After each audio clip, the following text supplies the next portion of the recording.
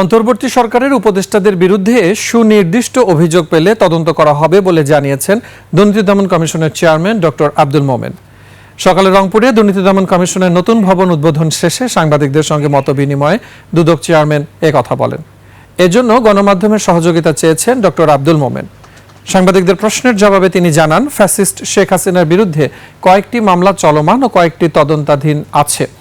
অবিলম্বে সেগুলোর দ্রুত নিষ্পত্তি হবে। এছাড়া রংপুর সিটি কর্পোরেশনে শিগগিরই অভিযান চালানোর ঘোষণা দেন দুদক চেয়ারম্যান।